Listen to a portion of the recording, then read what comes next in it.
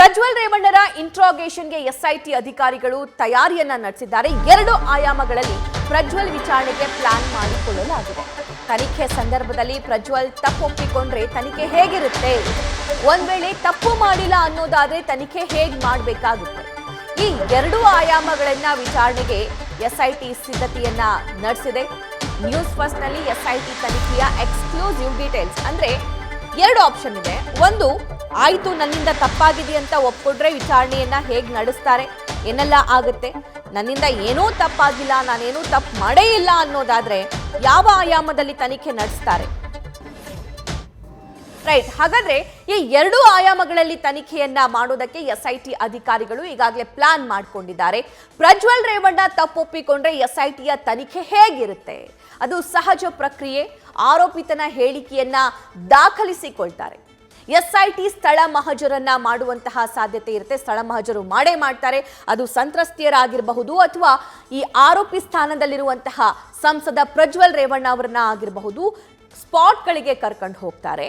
ಸಂತ್ರಸ್ತೆಯರು ಕೊಟ್ಟಿರುವಂತಹ ಸ್ಟೇಟ್ಮೆಂಟ್ಗೂ ಅವರು ಎವಿಡೆನ್ಸ್ ಅನ್ನ ಏನು ಕಲೆ ಹಾಕಿದ್ದಾರಲ್ಲ, ಅಥವಾ ಆ ಸಂದರ್ಭದಲ್ಲಿ ಯಾರೆಲ್ಲ ಉಪಸ್ಥಿತರಿದ್ದರು, ಯಾರೆಲ್ಲ ಆ ಸಂತ್ರಸ್ತೆ ಬಂದಿರೋದನ್ನ ನೋಡಿದ್ದಾರೆ, ಅದೇ ವ್ಯಕ್ತಿ ಪ್ರಜ್ವಲ್ ಕನ್ಸಿಡರ್ ಮಾಡ್ತಾರಾ, ಪ್ರಜ್ವಲ್ಲು ಕೂಡ ಅದೇ ವ್ಯಕ್ತಿಯ ಹೆಸರನ್ನ ಅಥವಾ ಅದೇ ಮಾಹಿತಿಯನ್ನ ಹಂಚ್ಕೊಳ್ತಾರಾ ಅನ್ನೋದು ಕೂಡ ಇಲ್ಲಿ ಸಾಕಷ್ಟು ಇಂಪಾರ್ಟೆಂಟ್ ಆಗುತ್ತೆ. ಸೊ ಹಾಗಾಗಿ ಎಲ್ಲೆಲ್ಲಿ ಕೃತ್ಯ ಎಸಗಲಾಗಿದೆ ಅವೆಲ್ಲಾ ಪ್ರದೇಶಕ್ಕೆ, ಅವೆಲ್ಲಾ ಸ್ಥಳಗಳಿಗೆ, ಅದು ಫಾರ್ಮ್ ಹೌಸ್ ಆಗಿರಬಹುದು, MP ಕ್ವಾರ್ಟರ್ಸ್ ಆಗಿರಬಹುದು, ಹಾಸನದ ಮನೆ ಆಗಿರಬಹುದು, ಬೆಂಗಳೂರಿನ ಮನೆ ಆಗಿರಬಹುದು, ಹೊಳೆನರಸೀಪುರದ ಮನೆ ಆಗಿರಬಹುದು, ಆ ಎಲ್ಲಾ ಸ್ಥಳಗಳಿಗೆ ಕರ್ಕೊಂಡು ಹೋಗಿ ಸ್ಥಳ ಮಹಜರನ್ನ ಪಡಿಸಲಾಗುತ್ತೆ.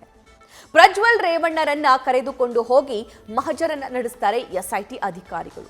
ಒಂದ್ ವೇಳೆ ಆರೋಪವನ್ನ ಏನಾದ್ರೂ ತಳ್ಳಿ ಹಾಕಿದ್ರೆ ಸಂತ್ರಸ್ತೆಯರ ಹೇಳಿಕೆಗೆ ಪ್ರಾಮುಖ್ಯತೆ ಸಿಕ್ಕಂತಾಗುತ್ತೆ. IPC ಸೆಕ್ಷನ್ 376 ಸಬ್ ಸೆಕ್ಷನ್ 2N ಅಡಿಯಲ್ಲಿ ಸಂತ್ರಸ್ತೆ ನೀಡಿರುವ ಹೇಳಿಕೆ ಮಹತ್ವದ್ದಾಗಿರುತ್ತೆ. ಸಂತ್ರಸ್ತೆ ಹೇಳಿಕೆಯನ್ನ ಆಧಾರದ ಮೇಲೆ ಚಾರ್ಜ್ ಶೀಟ್ ಸಲ್ಲಿಕೆಗೆ ತಯಾರಿಯನ್ನು ಕೂಡ ನಡೆಸಲಾಗುತ್ತೆ. ಎವಿಡೆನ್ಸ್ ಆಕ್ಟ್ 114A ಅಡಿಯಲ್ಲಿ ಕೋರ್ಟ್ಗೆ ಚಾರ್ಜ್ ಶೀಟ್ ಅನ್ನು ಕೋರ್ಟ್ಗೆ ಸಲ್ಲಿಸೋದಕ್ಕೆ ಪ್ಲಾನ್ ಅನ್ನು ಕೂಡ ಮಾಡಲಾಗಿದೆ. ಇದು ಎಲ್ಲವೂ ಎಸ್ಐಟಿ ಅಧಿಕಾರಿಗಳು ಯಾವ್ಯಾವ ಆಯಾಮದಲ್ಲಿ ತನಿಖೆಯನ್ನ ನಡೆಸಬಹುದಾಗಿದೆ ಅನ್ನೋದಕ್ಕೆ ಸಂಬಂಧಪಟ್ಟಂತಹ ಇನ್ಫಾರ್ಮೇಶನ್. ಈಗಾಗಲೇ ಸಂತ್ರಸ್ತ ಹೇಳಿಕೆ ಮತ್ತು ಸ್ಥಳ ಮಹಜರು ನಡೆಸಿ ಸಾಕ್ಷ್ಯಗಳನ್ನ ಸಂಗ್ರಹ ಮಾಡುವಂತಹ ಕೆಲಸ ಕೂಡ ಆಗುತ್ತೆ. ಸೊ 2 ಆಯಾಮಗಳಲ್ಲಿ ತನಿಖೆ ನಡೆಸುವಂತಹ ಪ್ಲಾನ್ ಈಗಾಗಲೇ ಎಸ್ಐಟಿ ಅಧಿಕಾರಿಗಳು ಮಾಡಿಕೊಂಡಿದ್ದಾರೆ. ಆದರೆ ಇದು ಎಷ್ಟು ಸ್ಪೀಡ್ ಆಗುತ್ತೆ ಅನ್ನೋದು ಸಾಕಷ್ಟು ಕುತೂಹಲಕ್ಕೆ ಎಡೆ ಮಾಡಿ ಕೊಡ್ತಿದೆ.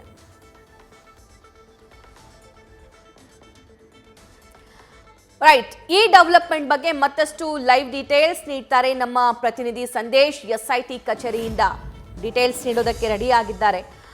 ಸಂದೇಶ್, ಇಲ್ಲಿ 2 ಆಯಾಮದಲ್ಲಿ ಪ್ರಮುಖವಾಗಿ ತನಿಖೆಯನ್ನ ನಡೆಸ್ತಾರೆ. ಒಂದು, ಆರೋಪಿ ತಾನು ಮಾಡಿರೋ ತಪ್ಪು ಅಂತ ಒಪ್ಕೊಂಡ್ರೆ ಒಂದು ಆಯಾಮ, ಇಲ್ಲ ತನ್ನಿಂದ ಏನೂ ತಪ್ಪಾಗಿಲ್ಲ ಅಂತ ಹೇಳಿದ್ರೆ ಮತ್ತೊಂದು ಆಯಾಮ. ಅದರ ಜೊತೆಗೆ ಸ್ಥಳ ಮಹಜರು ಕೂಡ ಸಾಕಷ್ಟು ಇಂಪಾರ್ಟೆಂಟ್ ಆಗುತ್ತೆ ಇಂತಹ ಕೇಸ್ಗಳಲ್ಲಿ.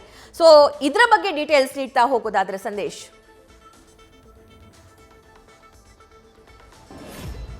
ಸಭಾ, ಈಗಾಗಲೇ ಪ್ರಜ್ವಲ್ ರೇವಣ್ಣ ಬರೋದಕ್ಕೂ ಮುನ್ನವೇ ಎಸ್ಐಟಿ ಅಧಿಕಾರಿಗಳು ಸಕಲ ರೀತಿಯ ಸಿದ್ಧತೆಗಳನ್ನ ಕೂಡ ಮಾಡ್ಕೊಂಡಿದ್ದಾರೆ. ಅದರಲ್ಲಿ ಪ್ರಮುಖವಾಗಿರುವಂತದ್ದು ಪ್ರಜ್ವಲ್ ರೇವಣ್ಣ ಬಂದ ನಂತರ ಒಂದು ವೇಳೆ ತನ್ನ ಮೇಲೆ ಬಂದಿರುವಂತಹ ಆರೋಪಗಳಿಗೆ ಸಂಬಂಧಪಟ್ಟಂತೆ ಆತ ಆರೋಪಗಳ ಎಲ್ಲವನ್ನೂ ಕೂಡ ಒಪ್ಪಿಕೊಂಡ್ರೆ ಒಂದು ರೀತಿ ತನಿಖೆಯನ್ನ ಮಾಡಬೇಕು, ಒಪ್ಕೊಳ್ಳದೆ ಹೋದ್ರೆ ಯಾವ ರೀತಿ ತನಿಖೆಯನ್ನ ಮಾಡಬೇಕು ಅಂತೇಳಿ 2 ರೀತಿಯ ತನಿಖೆಗೆ ಈಗಾಗಲೇ ಕಂಪ್ಲೀಟ್ ಆದ ಪ್ಲಾನ್ ಅನ್ನ ಮಾಡಿಕೊಂಡು ಒಂದು ರೂಪುರೇಷೆಗಳನ್ನ ಸಿದ್ಧಪಡಿಸ್ಕೊಂಡಿದ್ದಾರೆ. ಅದರಲ್ಲಿ ಪ್ರಮುಖವಾಗಿರುವಂತದ್ದು ಪ್ರಜ್ವಲ್ ರೇವಣ್ಣ ಈಗಾಗಲೇ ಬಂದಂತ ಸಂದರ್ಭದಲ್ಲಿ ತನ್ನ ಮೇಲೆ ಬಂದಂತ ಆರೋಪಗಳಿಗೆ ಸಂಬಂಧಪಟ್ಟಂತೆ ಹೌದು ನನ್ನ ಮೇಲೆ ಬಂದಿರುವಂತಹ ಆರೋಪಗಳೆಲ್ಲವೂ ಕೂಡ ಸತ್ಯ, ಅಥವಾ ಹೌದು ನಾನು ಆ ಒಂದು ಕೃತ್ಯವನ್ನ ಮಾಡಿದೆ ಅಂತ ಏನಾದ್ರು ಹೇಳಿದ್ರೆ ಆಗ ಆ ಒಂದು ಪ್ರಕರಣಕ್ಕೆ ಸಂಬಂಧಪಟ್ಟಂತೆ ಐಡೆಂಟಿಫಿಕೇಶನ್ ಅನ್ನ ಮಾಡಿಸಿ, ಅಂದ್ರೆ ಸಂತ್ರಸ್ತ ಮಹಿಳೆಯರನ್ನ ಕರೆಸಿ ಇಬ್ಬರನ್ನು ಕೂಡ ಎದುರುಗಡೆ ಕೂರಿಸಿ ಅವರನ್ನ ಐಡೆಂಟಿಫಿಕೇಶನ್ ಮಾಡಿಸಲಾಗುತ್ತೆ.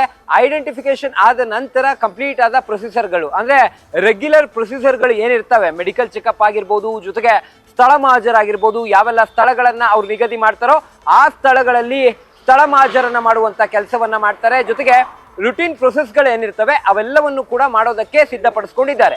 ಒಂದು ವೇಳೆ, ಯಾಕಂದ್ರೆ ಇದು ಪ್ರಾಬಬಲಿ ಇರುವಂತದ್ದು, ಅಂದ್ರೆ ಪ್ರಜ್ವಲ್ ರೇವಣ್ಣ ಬಂದಂತ ಸಂದರ್ಭದಲ್ಲಿ ಈಗಾಗಲೇ ವಿಡಿಯೋದಲ್ಲೂ ಕೂಡ ನನ್ನ ಮೇಲೆ ಬಂದಿರುವಂತ ಆರೋಪಗಳೆಲ್ಲವೂ ಕೂಡ ಷಡ್ಯಂತ್ರ ಅಂತ ಹೇಳಿರೋದ್ರಿಂದ ಎಲ್ಲೋ ಒಂದ್ ಕಡೆ ಆರೋಪಗಳನ್ನ ಒಪ್ಪದೆ ಹೋದ್ರೆ, ಅಂದ್ರೆ ನಾನು ಈ ರೀತಿ ಒಂದು ಏನ್ ನನ್ನ ಮೇಲೆ ಬಂದಿರುವಂತ ಆರೋಪಗಳು ಎಲ್ಲವೂ ಕೂಡ ಸುಳ್ಳು ಅಂತ ಹೇಳಿದ್ರೆ ಆಗ ಬೇರೆ ರೀತಿಯ ಎನ್ಕ್ವೈರಿಯನ್ನ ಮಾಡೋದಕ್ಕಂದ್ರೆ ಆರೋಪ ಸುಳ್ಳು ಅನ್ನೋದಾದ್ರೆ ಇಲ್ಲಿ ಸಂತ್ರಸ್ತ ಮಹಿಳೆಯರ ಹೇಳಿಕೆಗಳೇನಿದೆ ಅದನ್ನ ಪ್ರಮುಖವಾದ ಸಾಕ್ಷಿಗಳನ್ನಾಗಿ ಪರಿಗಣಿಸ್ತಾರೆ. ಅಂದ್ರೆ ಈ ರೀತಿಯ ಅತ್ಯಾಚಾರ ಪ್ರಕರಣಗಳಲ್ಲಿ ಸಂತ್ರಸ್ತ ಮಹಿಳೆಯರ ಹೇಳಿಕೆಯನ್ನ ಇಲ್ಲಿ ಪ್ರಮುಖವಾಗಿ ತೆಗೆದುಕೊಂಡು ಎವಿಡೆನ್ಸ್ ಆಕ್ಟ್ 114 ಏನ ಅಡಿಯಲ್ಲಿ ಈ ಒಂದು ಪ್ರಕರಣಕ್ಕೆ ಸಂಬಂಧಪಟ್ಟಂತೆ ಚಾರ್ಜ್ ಶೀಟ್ ಅನ್ನ ಸಲ್ಲಿಕೆ ಮಾಡುವಂತ ಕೆಲಸವನ್ನ, ಅಂದ್ರೆ ಸಿಕ್ಕಂತ ಎವಿಡೆನ್ಸ್ಗಳೇನಿದೆ ಆ ಎವಿಡೆನ್ಸ್ಗಳ ಬೇಸ್ ಮೇಲೆ ಎಲ್ಲಾ ಸಾಂದರ್ಭಿಕ ಸಾಕ್ಷಿಗಳನ್ನು ಕೂಡ ಕಲೆ ಹಾಕಿ ಆ ಡಾಟ್ಸ್ ಗಳನ್ನ ಕನೆಕ್ಟ್ ಮಾಡೋದ್ರ ಮುಖಾಂತರವಾಗಿ ಅದನ್ನ ಸಾಲಿಡ್ ಪ್ರೂಫ್ ಆಗಿ ಮಾಡಿ ಚಾರ್ಜ್ ಶೀಟ್ ಅನ್ನ ಸಲ್ಲಿಕೆ ಮಾಡುವಂತ ಕೆಲಸವನ್ನ ಮಾಡೋದಕ್ಕೆ ಸಿದ್ಧತೆಯನ್ನ ಕೂಡ ಈಗಾಗಲೇ ನಡೆಸಿದ್ದಾರೆ ಸಭಾ.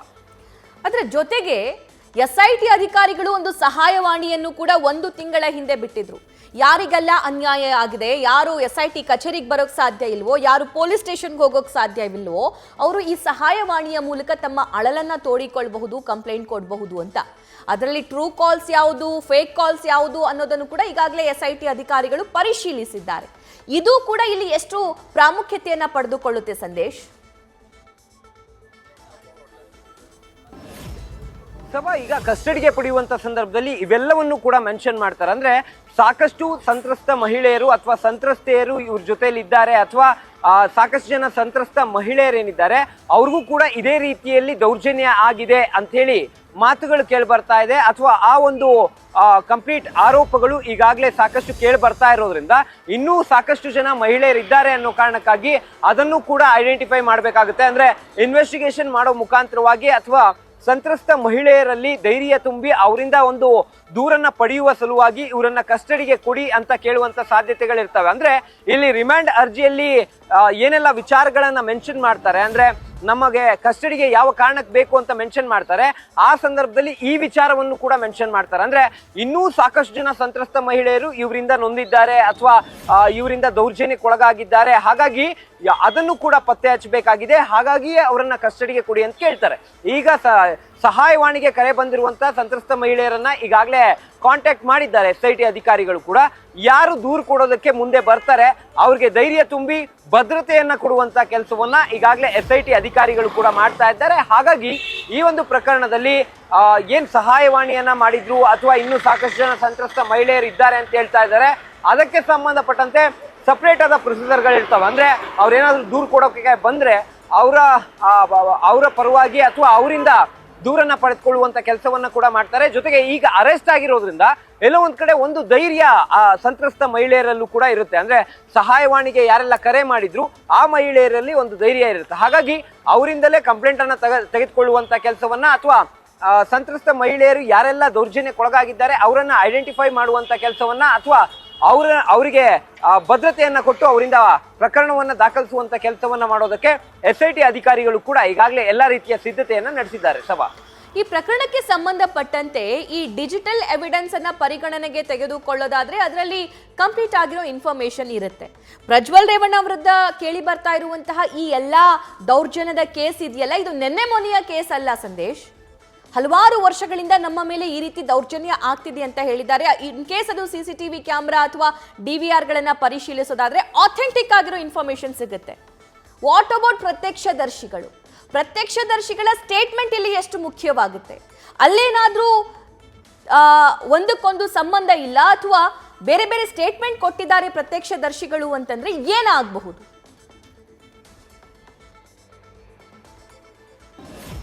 ಸಭಾ ಈಗಾಗಲೇ ಸ್ಥಳ ಮಹಾಜರು ಮಾಡುವಂತ ಸಂದರ್ಭದಲ್ಲಿ ಎವಿಡೆನ್ಸ್ ಅನ್ನ ಕಲೆಕ್ಟ್ ಮಾಡುವಂತ ಕೆಲಸವನ್ನ SIT ಅಧಿಕಾರಿಗಳು ಕೂಡ ಮಾಡಿದ್ರು. ಅಂದ್ರೆ ಸ್ಥಳ ಮಹಾಜರು ಮಾಡುವಂತ ಸಂದರ್ಭದಲ್ಲಿ ಲೈವ್ ಎವಿಡೆನ್ಸ್, ಡಿಜಿಟಲ್ ಎವಿಡೆನ್ಸ್ ಹಾಗೆ ಟೆಕ್ನಿಕಲ್ ಎವಿಡೆನ್ಸ್. ಅಂದ್ರೆ ಲೈವ್ ಎವಿಡೆನ್ಸ್ ಅಂದ್ರೆ ಅಕ್ಕಪಕ್ಕದವರ ಹೇಳಿಕೆ ಆಗಿರ್ಬೋದು, ಅಂದ್ರೆ ಅಕ್ಕಪಕ್ಕ ನಿವಾಸದ ಹೇಳಿಕೆ ಆಗಿರ್ಬೋದು, ಅಕ್ಕಪಕ್ಕದಲ್ಲಿ ಯಾರೆಲ್ಲ ವಾಸವಾಗಿರ್ತಾರೆ ಅವರ ಹೇಳಿಕೆ, ಸೆಕ್ಯೂರಿಟಿ ಗಾರ್ಡ್ಗಳಾಗಿರ್ಬೋದು ಅಥವಾ ಮನೆ ಕೆಲಸ ಮಾಡುವಂತವರಾಗಿರ್ಬೋದು, ಇವರೆಲ್ಲರ ಹೇಳಿಕೆಯನ್ನ ಕೂಡ ತೆಗೆದುಕೊಂಡಿದ್ದಾರೆ. ಇದನ್ನ ಲೈವ್ ಎವಿಡೆನ್ಸ್ ಅಂತ ಕರೀತಾರೆ.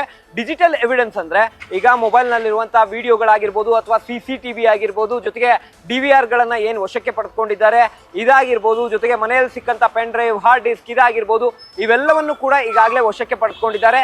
ಇದು ಕೂಡ ಈಗಾಗಲೇ SIT ಅಧಿಕಾರಿಗಳ ಬಳಿ ಇದೆ. ಇದರ ಜೊತೆಗೆ ಟೆಕ್ನಿಕಲ್ ಎವಿಡೆನ್ಸ್ ಅಂದ್ರೆ ನೆಟ್ವರ್ಕ್ ಡಂಪ್, ಅಂದ್ರೆ ಅವರ ಅವತ್ತಿನ ದಿನ ಲೊಕೇಶನ್ ಎಲ್ಲಿತ್ತು, ಅವತ್ತಿನ ದಿನದ ಒಂದು ಕಾನ್ವರ್ಸೇಷನ್ಗಳು. ಯಾಕಂದ್ರೆ ಈಗಾಗಲೇ ಸಂತ್ರಸ್ತ ಮಹಿಳೆ ದೂರು ಕೊಡುವಂತ ಸಂದರ್ಭದಲ್ಲಿ ನನ್ನ ಮಗಳಿಗೆ ವಾಟ್ಸಪ್ ಕರೆಯನ್ನ ಮಾಡಿ ತುಂಬಾ ಅಸಭ್ಯವಾಗಿ ವರ್ತನೆಯನ್ನ ಮಾಡ್ತಾ ಇದ್ರು, ಅಸಭ್ಯವಾಗಿ ಮಾತನಾಡ್ತಾ ಇದ್ರು, ಪದೇ ಪದೇ ವಿಡಿಯೋ ಕಾಲ್ಗೆ ಬರೋದಕ್ಕೆ ಅಥವಾ ವಿಡಿಯೋ ಕಾಲ್ ಮಾಡೋದಕ್ಕೆ ಹೇಳ್ತಾ ಇದ್ರು ಅಂತ ಹೇಳಿರೋದ್ರಿಂದ ಆ ಒಂದು ಕಂಪ್ಲೀಟ್ ಟೆಕ್ನಿಕಲ್ ಎವಿಡೆನ್ಸ್ ಅನ್ನ ಕೂಡ ಕಲೆಕ್ಟ್ ಮಾಡಿದ್ದಾರೆ. ಹಾಗಾಗಿ ಇಲ್ಲಿ ಡಿಜಿಟಲ್ ಎವಿಡೆನ್ಸ್, ಟೆಕ್ನಿಕಲ್ ಎವಿಡೆನ್ಸ್ ಹಾಗೆ ಲೈವ್ ಎವಿಡೆನ್ಸ್ ಏನಿದೆ ಇವೆಲ್ಲವೂ ಕೂಡ ಡಾಟ್ಸ್ ಕನೆಕ್ಟ್ ಆಗ್ಬೇಕಾಗತ್ತೆ. ಅಂದ್ರೆ ಇದರ ಮೂಲಕವಾಗಿ ಸಾಂದರ್ಭಿಕ ಸಾಕ್ಷಿಯನ್ನ ಸೃಷ್ಟಿ ಮಾಡ್ಬೇಕಾಗುತ್ತೆ. ಯಾಕಂದ್ರೆ ಈಗಾಗಲೇ ಮೊಬೈಲ್ಗಳು ಏನಿದೆ, ಈಗ ಸಿಕ್ಕಿರುವಂತಹ ವಿಡಿಯೋಸ್ಗಳು, ಅಶ್ಲೀಲ ವಿಡಿಯೋಗಳು ಏನು ವೈರಲ್ ಆಗಿದೆ ಅವೆಲ್ಲವನ್ನು ಕೂಡ ಸಾಕ್ಷಿಗಳನ್ನಾಗಿ ಪರಿಗಣನೆಗೆ ತೆಗೆದುಕೊಳ್ಳೋದಕ್ಕೆ ಆಗೋದಿಲ್ಲ. ಯಾಕಂದ್ರೆ ಎಲ್ಲವೂ ಕೂಡ ಸೆಕೆಂಡರಿ ಎವಿಡೆನ್ಸ್ಗಳು, ಅವ್ಯಾವೂ ಕೂಡ ಒರಿಜಿನಲ್ ವಿಡಿಯೋಸ್ಗಳಲ್ಲ. ಮದರ್ ಡಿವೈಸ್ ನಲ್ಲಿರುವಂತಹ ವಿಡಿಯೋಸ್ಗಳು ಏನಿರ್ತವೆ ಅದರ ಕಾಪಿಗಳಾಗಿರ್ತವೆ. ಹಾಗಾಗಿ ಯಾವ ಡಿವೈಸ್ ನಲ್ಲಿ ಇವರು ವಿಡಿಯೋ ಮಾಡಿದ್ದಾರೆ ಅಂದ್ರೆ ಯಾವುದು ಮದರ್ ಡಿವೈಸ್, ಪ್ರಜ್ವಲ್ ರೇವಣ್ಣ ಅವರ ಮೊಬೈಲ್ ಮದರ್ ಡಿವೈಸ್ ಆಗಿರುತ್ತೆ. ಅಂದ್ರೆ ಇಲ್ಲಿ ಕೇಳ್ಬರ್ತಿರುವಂತಹ ಆರೋಪಕ್ಕೆ ನಾವು ನೋಡೋದಾದ್ರೆ ಪ್ರಜ್ವಲ್ ರೇವಣ್ಣ ಅವರ ಒಂದು ಮೊಬೈಲ್ ಏನಿದೆ ಅದು ಮದರ್ ಡಿವೈಸ್ ಆಗಿರುತ್ತೆ. ಹಾಗಾಗಿ ಮದರ್ ಡಿವೈಸ್ ಸಿಗಲೇಬೇಕಾಗುತ್ತೆ. ಮದರ್ ಡಿವೈಸ್ ಸಿಗದೆ ಹೋದ್ರೆ ಈ ಒಂದು ವಿಡಿಯೋಸ್ಗಳೇನಿದೆ ಇದರ ಬೇಸ್ ಮೇಲೆ ಮುಂದಿನ ಹಂತದಲ್ಲಿ ಸಾಕ್ಷಿಗಳನ್ನಾಗಿ ಕೊಡೋದಕ್ಕೆ ಆಗೋದಿಲ್ಲ. ಬಿಕಾಸ್ ಎಲ್ಲವೂ ಕೂಡ ಸೆಕೆಂಡರಿ ಎವಿಡೆನ್ಸ್ಗಳಾಗಿರೋದ್ರಿಂದ ಇದನ್ನ FSLಗೆ ಕಳಿಸೋದ್ರಿಂದ ಯಾವುದೇ ರೀತಿಯ ಪ್ರಯೋಜನ ಆಗೋದಿಲ್ಲ. ಮದರ್ ಡಿವೈಸ್ ಅನ್ನ ಕೊಟ್ಟು ಅದರ ಮೂಲಕವಾಗಿ ಪ್ರೂವ್ ಮಾಡಬೇಕಾಗುತ್ತೆ. ಹಾಗಾಗಿಯೇ ಲೈವ್ ಎವಿಡೆನ್ಸ್, ಡಿಜಿಟಲ್ ಎವಿಡೆನ್ಸ್ ಹಾಗೆ ಟೆಕ್ನಿಕಲ್ ಎವಿಡೆನ್ಸ್, ಒಂದು ವೇಳೆ ಮದರ್ ಡಿವೈಸ್ ಸಿಗದೆ ಹೋದ್ರೆ ಈ ಎವಿಡೆನ್ಸ್ಗಳ ಮುಖಾಂತರವಾಗಿ ಆ ಕಂಪ್ಲೀಟ್ ಒಂದು ಸಿನಾರಿಯೋನ ಅಂದ್ರೆ ಒಂದು ಸ್ಟೋರಿಯನ್ನ ಕಂಪ್ಲೀಟ್ ಆಗಿ ಯಾವ ರೀತಿ ನಡೀತು ಅನ್ನೋದಕ್ಕೆ ಸಂಬಂಧಪಟ್ಟಂತೆ ಸಾಕ್ಷಿಗಳನ್ನ ಇಡುವಂಥದ್ದಾಗಿರ್ಬೋದು, ಜೊತೆಗೆ ಈಗಾಗಲೇ ಹೇಳಿಕೆಗಳಾಗಿರ್ಬೋದು, ಅಂದ್ರೆ ಸಂತ್ರಸ್ತ ಮಹಿಳೆಯ ಹೇಳಿಕೆ ಆಗಿರ್ಬೋದು, ಜೊತೆಗೆ ಸೆಕೆಂಡರಿ ಎವಿಡೆನ್ಸ್ ಕೂಡ ಒಂದು ಪ್ರೂಫ್ ಇದೆ ಅಂತೇಳಿ ತೋರಿಸುವಂತ ಕೆಲಸ ಆಗಿರ್ಬೋದು, ಜೊತೆಗೆ ಮದರ್ ಡಿವೈಸ್ ಏನಾಯ್ತು ಅಂದ್ರೆ ಮದರ್ ಡಿವೈಸ್ ಕಳುವಾಯ್ತಾ ಅಥವಾ ಡೆಸ್ಟ್ರಾಯ್ ಆಯ್ತಾ ಇದಕ್ಕೆ ಸಂಬಂಧಪಟ್ಟಂತೆ ಕೂಡ ಮಾಹಿತಿಯನ್ನ ಕಲೆಕ್ಟ್ ಮಾಡಿ ಕೊಡುವಂತ ಕೆಲಸವನ್ನ ಕೂಡ ಮಾಡಲಾಗುತ್ತೆ. ಸಭಾ ಸಂದೇಶ್, ಇಲ್ಲಿ ಆರೋಪಿ ಹೌದು ನನ್ನಿಂದ ಇದೆಲ್ಲ ಆಗಿರೋದು ನಿಜ, ಆದ್ರೆ ನಾನು ತಪ್ಪು ಮಾಡಿಲ್ಲ, ಇದೆಲ್ಲವೂ ಮ್ಯೂಚುವಲ್ ಅಂಡರ್ಸ್ಟ್ಯಾಂಡಿಂಗ್ ಇಂದ ಆಗಿದೆ ಅನ್ನುವಂತ ಸ್ಟೇಟ್ಮೆಂಟ್ ಅನ್ನ ತಾವು ಡಿಫೆಂಡ್ ಆಗೋದಕ್ಕೆ ಕೊಟ್ರೆ ಮುಂದೇನಾಗುತ್ತೆ ಹಾಗಾದ್ರೆ? ಸಭಾ ಈಗ ಪ್ರಮುಖವಾಗಿರುವಂಥದ್ದು ಪ್ರಜ್ವಲ್ ರೇವಣ್ಣ ಅವರ ವಿಚಾರಣೆ ಸಂದರ್ಭದಲ್ಲಿ ಅವರು ಹೌದು ಮ್ಯೂಚುವಲ್ ಆಗಿ ಇವೆಲ್ಲವೂ ಕೂಡ ಆಗಿದೆ ಅಂತ ಹೇಳಿದ್ರು ಕೂಡ ಆ ಸಂತ್ರಸ್ತ ಮಹಿಳೆಯರ ಹೇಳಿಕೆಗಳು ಬಹಳ ಮುಖ್ಯವಾಗಿರುತ್ತವೆ. ಜೊತೆಗೆ ಸಂತ್ರಸ್ತ ಮಹಿಳೆಯರ ಹೇಳಿಕೆಗಳೇನಿರ್ತವೆ ಆ ಹೇಳಿಕೆಗಳಿಗೆ technical evidence, digital evidence, live evidence match ಆಗ್ಬೇಕಾಗುತ್ತೆ. ಅಂದ್ರೆ ಇವ್ರು ಕೊಡ್ತಿರುವಂತಹ ಹೇಳಿಕೆ ಹಾಗೆ ಅಲ್ಲಿ ಸಿಕ್ಕಿರುವಂತಹ ಸಾಕ್ಷ್ಯಗಳು ಎಲ್ಲವೂ ಕೂಡ ಟ್ಯಾಲಿ ಆಗ್ಬೇಕಾಗುತ್ತೆ. ಜೊತೆಗೆ ಇಫ್ ಸಪೋಸ್ ಏನಾದ್ರೂ ಆಮಿಷ ಒಡ್ಡಿ ಈ ರೀತಿ ಮಾಡಿದ್ದಾರೆ ಅಂತ ಗೊತ್ತಾದ್ರೂ ಕೂಡ ಒಬ್ಬ ಸಂಸದನಾಗಿ ಆಮಿಷ ಒಡ್ಡಿ ಮಾಡುವಂಥದ್ದು ಅಂದ್ರೆ ಆಮಿಷ ಒಡ್ಡಿ ಮ್ಯೂಚುವಲ್ ಆಗಿ ಈ ರೀತಿ ಒಂದು ರೀತಿಯಲ್ಲಿ ಅತ್ಯಾಚಾರವನ್ನ ಎಸಗುವಂಥದ್ದಾಗಿರ್ಬೋದು, ಈ ರೀತಿಯ ದೌರ್ಜನ್ಯವನ್ನ ಎಸಗುವಂಥದ್ದಾಗಿರ್ಬೋದು, ಇವೆಲ್ಲವೂ ಕೂಡ ಭ್ರಷ್ಟಾಚಾರ ಆಗುತ್ತೆ. ಅಂದ್ರೆ ಪ್ರಿವೆನ್ಷನ್ ಆಫ್ ಕರಪ್ಷನ್ ಆಕ್ಟ್ ನಡಿಯಲ್ಲಿ ಲೋಕಾಯುಕ್ತದಲ್ಲಿ ಕೇಸ್ ಮಾಡಬೇಕಾಗುತ್ತೆ. ಜೊತೆಗೆ ಈ ಒಂದು ಚಾರ್ಜ್ ಶೀಟ್ ನಲ್ಲೂ ಕೂಡ PC ಆಕ್ಟ್ ನ ಅಡಿಯಲ್ಲಿ ಕೇಸನ್ನ ದಾಖಲು ಮಾಡುವಂತ ಕೆಲಸವನ್ನ ಮಾಡಬೇಕಾಗುತ್ತೆ. ಹಾಗಾಗಿ ಇಲ್ಲಿ ಬೇರೆ ಬೇರೆ ಆಂಗಲ್ಸ್ ನಲ್ಲಿ ನೋಡ್ತಾ ಹೋಗ್ತಾರೆ. ಬರೀ ಪ್ರಜ್ವಲ್ ರೇವಣ್ಣ ಅವರು ಹೇಳಿದ ಮಾತ್ರಕ್ಕೆ ಎಲ್ಲವನ್ನು ಕೂಡ ಒಪ್ಪೋದಕ್ಕಾಗೋದಿಲ್ಲ. ಯಾಕಂದ್ರೆ ಒಬ್ಬ ಆರೋಪ ಹೊತ್ತಿರುವಂತ ಆರೋಪಿ ಏನು ಬೇಕಾದ್ರೂ ಹೇಳ್ಬೋದು, ಅದನ್ನ ನಿಜ ಅಥವಾ ಸತ್ಯ ಅಂತ ಭಾವಿಸೋದಕ್ಕಾಗೋದಿಲ್ಲ. ಅವೆಲ್ಲವೂ ಕೂಡ ಪ್ರೂಫ್ ಬೇಕಾಗುತ್ತೆ. ಸಂತ್ರಸ್ತ ಮಹಿಳೆಯರು ಈ ರೀತಿಯ ಅತ್ಯಾಚಾರ ಪ್ರಕರಣದಲ್ಲಿ ಕೊಡುವಂತಹ ಸ್ಟೇಟ್ಮೆಂಟ್ ಅಥವಾ ಪೋಕ್ಸೋ ಪ್ರಕರಣದಲ್ಲಿ ಕೊಡುವಂತಹ ಸ್ಟೇಟ್ಮೆಂಟ್ಗಳೇನಿದೆ ಅದು ಬಹಳ ಮುಖ್ಯವಾಗುತ್ತೆ.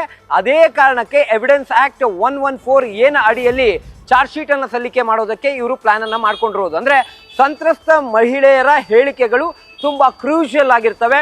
ಆ ಹೇಳಿಕೆಗಳಿಗೆ ಸಂಬಂಧಪಟ್ಟಂತೆ ಸಾಕ್ಷ್ಯಾಧಾರಗಳು ಕೂಡ ಸಿಕ್ಕರೆ ಆಗ ಪ್ರಜ್ವಲ್ ರೇವಣ್ಣ ಅವರಿಗೆ ಸಂಕಷ್ಟ ಕಟ್ಟಿಟ್ಟ ಬುತ್ತಿ ಅಂತಾನೆ ಹೇಳ್ಬೋದು. ಸಭಾ ರೈಟ್ ಸಂದೇಶ್, ಧನ್ಯವಾದ ಡೀಟೇಲ್ಸ್ಗಾಗಿ. ನ್ಯೂಸ್ ಫಸ್ಟ್ ನಿರ್ಭೀತಿಯಿಂದ ನಿಮ್ಮ ಪರವಾಗಿ.